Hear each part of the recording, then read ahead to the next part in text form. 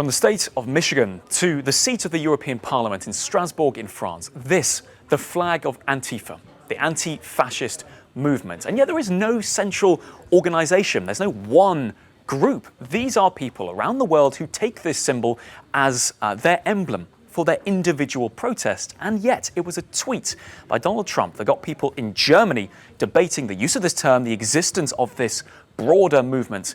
And for a very interesting reason. Let's bring you up that tweet initially from Donald Trump. We here in the Cube, that's Euronews' social media news desk, well, we started seeing the reactions to this picking up very quickly. Donald Trump saying he was considering classifying what he calls the gutless radical left whack jobs who go around hitting, he says, committing violent acts there, the Antifa groups in effect. He says he's thinking about declaring them as terrorist organizations, allowing the police, in his words, to do a better job.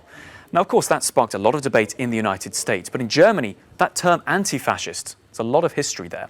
And indeed, Ich bin Antifa, or I am Antifa, became the #1 trend in the country, with politicians there defending the right of people to call themselves anti-fascist, to fly that flag. Politicians like Mr. Reichinger here saying Germany's history means people there, let's not forget, of course, it was in Germany that the Nazi Party came to power, saying Germany's history means people there cannot forget the use of this term and the fight against fascism. Then there are other people in the country on the other side, the AfD, seen as a far-right party. Well, actually, they are backing President Donald Trump, saying, yes, thank you to the President of America for saying this. Why aren't we in Germany doing this?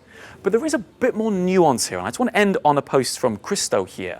He shared his story with me. We were messaging on Twitter, and he was saying, for him, it's not so much about groups of activists around the world, but he was recalling the story of his grandfather, who fought the fascists in the Second World War. And he says he wants to call himself an anti-fascist, regardless of whether he's part of a bigger group, because he thinks it's paying tribute to the memories of those who died fighting the Nazis in the Second World War. So a huge row kicking off in Germany, sparked by a tweet from the US president.